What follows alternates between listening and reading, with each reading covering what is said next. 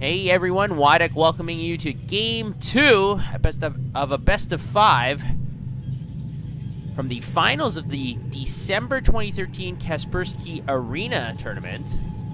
And this time on Derelict Watcher, we've got spawning in the top right as the red Protoss. Representing Mouse Sports, we've got Mana. And Mana was able to take game 1 from his opponent spawning in the bottom left as the blue Zerg. Representing Team Liquid, we have the little one.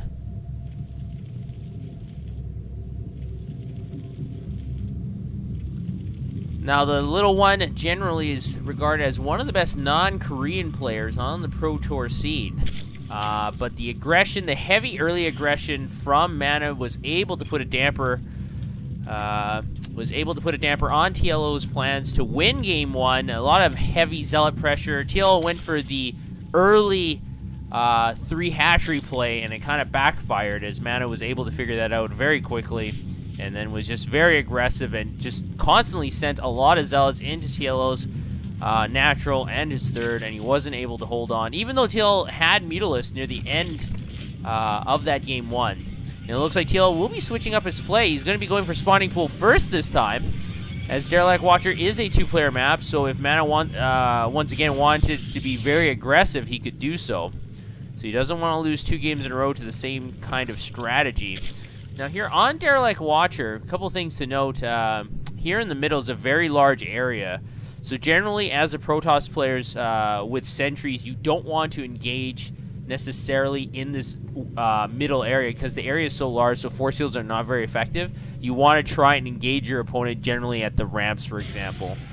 As a Zerg player, this is a large area base, and there's so many routes that to get that creep spread to go north, east, and south, and the multiple ways that you can take can be difficult for a Zerg player. So that is something to take a note of. The Xel'Naga Towers also, if you do opt for a 4th base here, in the corners is that Xel'Naga Tower, if you have control of it, is able to spot it quite easily. So the Xel'Naga Towers generally don't play that much of a role unless it gets into a much later stage of the game. Now it looks like we are going to have Mana's probe able to scout out that hatchery, that timing, but we do have 2 Zerglings pecking away at that probe. The probe is going to take some damage here, and TL is going to be going for that 3rd hatchery anyways. We're at the 3 before the 4-minute mark actually, so no extractor up as of yet, so he's going to be forfeiting that Zergling speed for a little bit to get that 3rd hatchery out.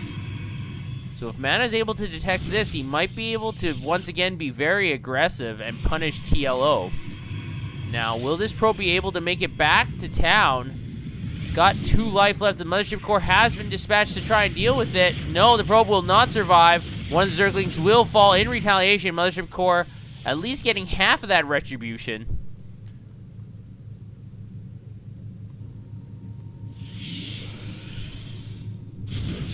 And now it looks like Mana will be structuring up the entrance to his natural. This is very wise. This is very normal for Protoss players. And with that sentry there as well, providing some force field support while pecking away at this floating Overlord.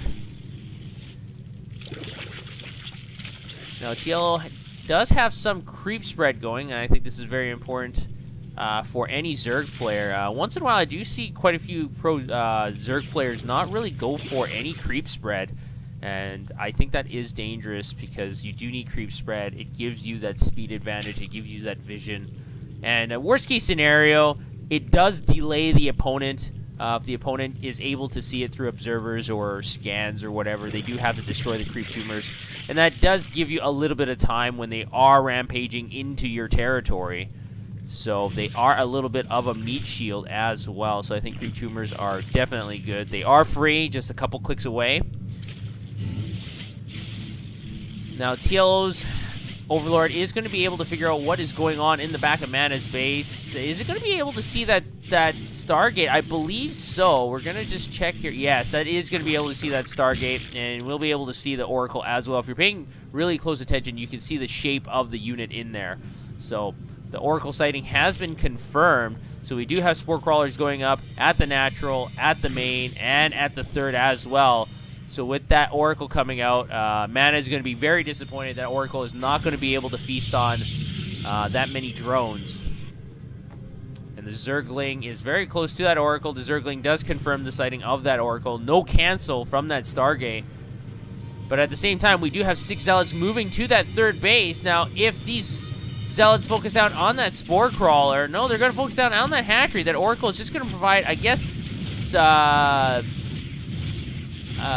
some support fire against Zerglings, possibly. Now, the Zerglings are coming in, but the Zealots are going to be able to mow down on this hatchery. This hatchery will not survive. The Mothership Core also providing artillery support as well, focusing down on those Zerglings. The hatchery does go down now. It looks like all the Zerglings are going to get destroyed. But with the addition of those Broodlings from that recently destroyed hatchery, the Zealots are taking a big beating. There's only 2 left. They're in the deep red. Only 1 left now. And it looks like this Zealot will not survive either. So it looks like that third base does go down. Mana able to take down the hatchery once again. This looks like almost an exact clone of Game 1 in a lot of ways. And then Mothership Core is in the deep red. This is very similar to the previous game. So TL does lose that third base to that early aggression from Mana. His Oracle is still looking around for some drones to kill. And unfortunately, that Oracle is stuck on 0 kills. Able to get 1 here. 2 drones, and now it looks like going to be able to feast on quite a few. Up to 5 kills already, 6. And I think it's time to withdraw that Oracle, getting 8 drone kills. That Spore Crawler doing significant damage to that Oracle, but getting 8 drone kills. That could have put quite a dent in the economy of TLO. And he is going to be droning up here. He's got 2 more drones on the way. Plus 1 Carapace is almost upgraded as well. And unfortunately, this little counterattack with a few Zerglings is not going to work, especially with Void Rays and a Mothership Core in the air. So Mana has been able to stay very aggressive, and I think this is the right strategy. You don't want Zerg players getting too many bases, obviously. You just will not be able to deal with all that economic power, especially for a prolonged period of time. Now, TLO is still looking for a way in here, but unfortunately, this is completely blocked off, especially with this wall of Zealots. He's not going to be able to do very much. Now, Mana is going to try and put down a pylon here at his third. I think he'll be able to wall up here a little bit and get his third Nexus up in the soon-to-be future. Now, that Oracle is going to reveal a lot of units, so it looks like this entire natural is going to be revealed for quite a while. But I think the mistake here would be waiting. I think Mana should stay aggressive and try to take down this hatchery once again. There's only a couple static defenses here, 1 Spine Crawler, 1 Spore Crawler, and they are damaged. Unfortunately, it doesn't look like he's doing that, and TLO now has a large pack of Zerglings just moving back and forth all over the map, so he knows exactly what is going on. Now, we do have the Zealots moving out in conjunction with those sentries, and the Zerglings have been able to spot this army, so is this a sign that Mana wants to move out? No, I believe this is a sign that Mana wants to protect this new up-and-coming third base. The 1 Zergling left behind by TLO, very, very nifty play, able to confirm the timing of that third Nexus. And now TLO is moving across the map. He does have Hydralisk in this composition as well. He's getting a Spire behind this. We do have a Colossus coming out for Mana.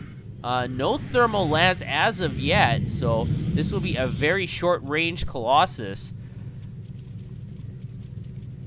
Now, Hydralisks are not that tanky, but they do fire at a very quick rate, and their DPS is quite high. And it looks like the Force Field is going to go down. Mana will be able to protect his natural. And it looks like we might get a confrontation here right at the front door of that natural and that third base of Mana's.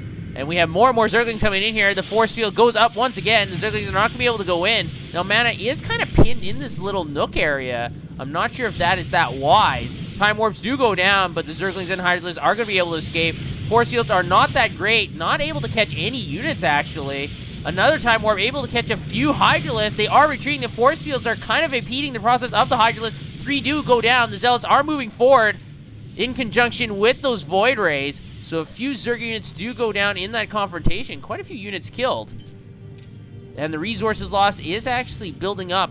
TLO is down 2-1 in resources lost, but his 4th hatchery is almost up and running. Now, Mana's 3rd Nexus is up currently. So TLO is keeping that tested and true principle of having one more base than your non-Zerg opponent. So he has 4 bases to 3. So both players are not in a poor position. Supplies are fairly even. TLO does have a slight supply advantage, able to take down the Observer right away. But we are getting Mutalisks coming out of those eggs very quickly here. We've already got 8 on the field, and we don't have a lot of anti-air from Mana. Void Rays and Stalkers are generally not that effective against Mutalisks. It would be much better to get some Phoenixes. That's exactly what Mana is doing now. Unfortunately, I don't think Mana knows that there's also a 5th base going up for TLO. TLO is being extremely, extremely greedy here, and he's not really getting punished. Mana is staying behind, and it looks like we are going to get, I believe, 8 Mutalisks. No, 9 Mutalisks moving into that main base, able to focus on this one pylon. The Stalkers are going to move in here to reinforce this position, and the Mutalisks are going to have to fly away, at least for the time being. Now, these Mutalisks don't have any upgrades. +1 weapons are being upgraded for these Mutalisks. And it looks like they are going to focus down on these Colossi.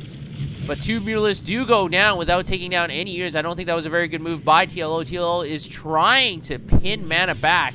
But with the reinforcements of all these Stalkers, I think this is not a great move by Mana, because now the Mutalisks will be able to go into that main. And there will be no one to defend against this large flock of Mutalisks. We've got 17 in this area and 1 Phoenix. I think that's a suicide mission. Yes, that Phoenix goes down immediately. Blink is not finished yet. It might not finish. The Mutalisks are focusing on that Twilight Council, and it will not finish. Great move by TLO. Able to pick off that Twilight Council. At the same time, we have a lot of Zerglings rampaging at that 3rd base. The Hydralisks are there as well, able to pick away the defenses of the cannons. Mutalisks are going back in here to finish off that last Colossi, and picking away at the Stalkers at that natural. So 2 bases are under attack of Mana's. Mana's defenses are falling quite short, and TLO has built a significant 60 supply advantage. The Mutalisks have been scared away from that natural, but that 3rd Nexus is destroyed, and now the Stalkers are going to come in here and try and repel this Hydralisk attack. The Hydralisk and Zerglings are pinned against this ridge. There will be no escape for them. But TLO has been able to destroy that 3rd Nexus and able to do a lot of damage as well. And I'm not sure why he's pulled back his Stalkers, because his Hydralisks are still doing a lot of damage here. And it looks like it's because the Mutalisks are coming for another flyby at that main base. There's so many Mutalisks on the map right now. We have 22 Mutalisks and 8 Corruptors on the map right now. Even with that Nexus Cannon, is not going to do that much. TLO is going to flee for the time being. But if you take a look at the bases, we have 5 bases for TLO. We only have 2 up and running for Mana. Actually, 6 bases for TLO. So TL is just going crazy on the resource side of things. He has a large army, he has a 70 supply advantage, and he's going to go again into the natural. Zergling's able to surround all the Zealots and that lone Immortal. Immortals are not very good, up to 15 kills, but that Immortal is going to go down. And it looks like the Mutalisks are just charging forward. They're not even kiting. Just so confident, and Mana is going to have to tap out. Just too many Zerg units. I think it's very interesting. You know, Mana was being aggressive once again, just like in Game 1. He was able to take down that 3rd hatchery, and then he kind of didn't push the envelope anymore. He just kind of sat back and waited for TLO to do something, and when he did that, basically, he already had way too many resources. So I think Mana's strategy has to be to stay aggressive. I don't think he can sit on his laurels and wait for TLO to do something. I think TLO is just a much better macro player than Mana in that regard. But good game by both players, and now the series is tied 1-1. We'll have to head over to Game 3 to see who can get the series lead.